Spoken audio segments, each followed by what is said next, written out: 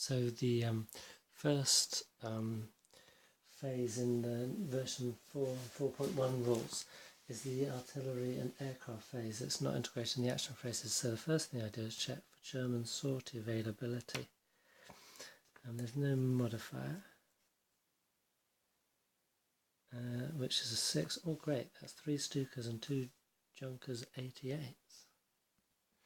So a quick pause just to clip out the counters. The Stukas have a nice area attack value of 16 and the Junkers 88 is 20, which is jolly nice, but the trouble is, first thing you have to do is spot your target, and all the terrain, even the terrain marked as clear, is counted as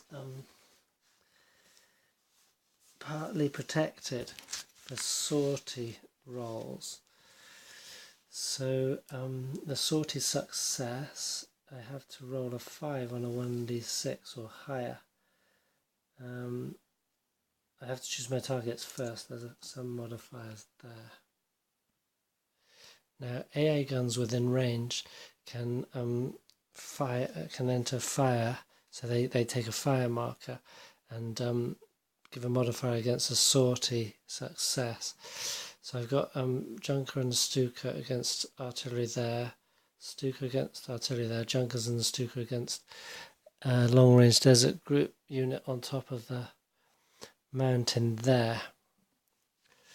So rolling on this, so I actually changed my targets because the attacks down here were without a German spotter within line of sight, so their visibility is very good obviously in this normal weather, so there's another minus there, so that was successfully protected against, and only one of these got through, though it did cause another AA gun to fire, which could create an overwatch. That is an overwatch trigger. I can't make use of it at the moment. And in fact, we've got a very nice roll of 65 on 2 dice, which is a 1-step loss. This is a 1-step unit, so he's gone, even though he was dug in and partly protective. So that's a nice result to start the day. And what it tells me is that I can draw off anti-aircraft fire like that, because otherwise those anti-aircraft guns could be quite nasty if they're firing down at my infantry battalions. So now it's the British turn to execute the fire mission. They have a 3 25-pounder guns here that can hit anywhere on the map. They're going to plump some fire down in the middle of that lot. They have 15 rounds of HE for this scenario, no smoke. So I've placed the artillery mission down on this stack here. At this point I go to the artillery adjustment table. I start off with a starting column for the Commonwealth of 10, and then I adjust up or down.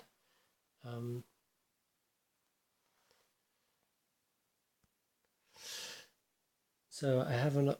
Anybody can really observe, and so count him as observing. He's 7 more hexes away, so that's a -1. But he's over 40 meters higher, and he's in a prepared defense op sheet. Oh no, he's not. Yeah, he is. He's on the prepared defense op sheet. So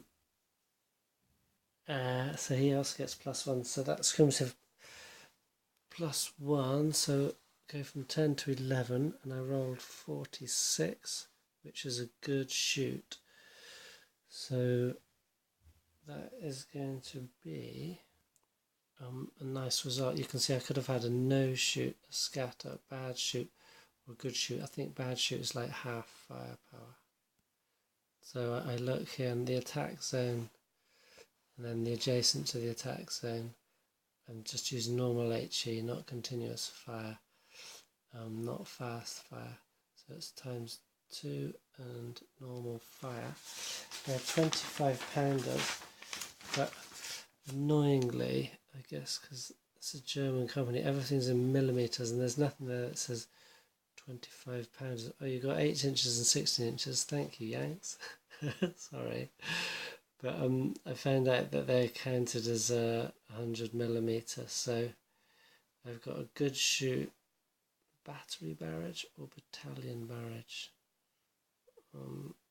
Yeah, I think it must be battery, but yeah, it's just the battery barrage.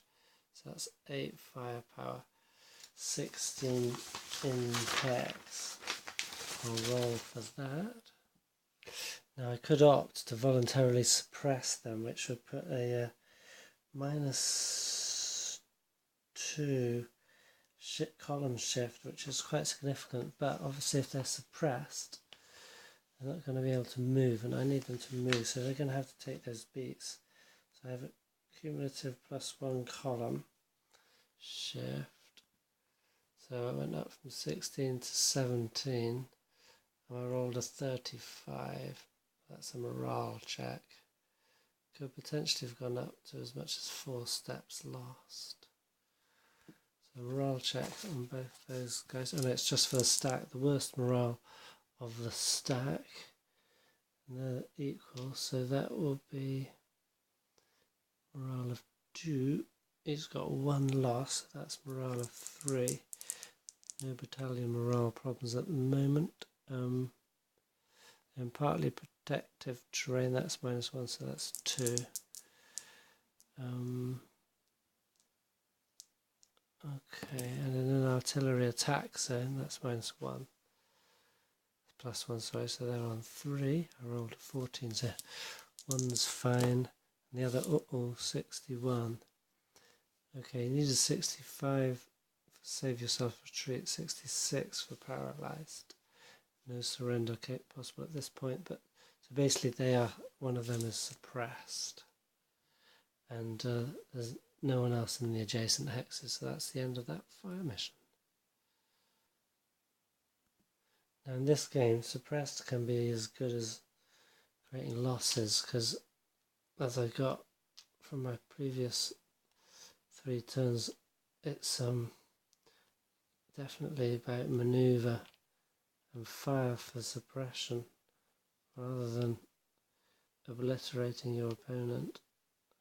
Suppression, and then maybe you can get up close and obliterate, get them out of where you want to go. So now we go to the action phases, and this is where it gets interesting, because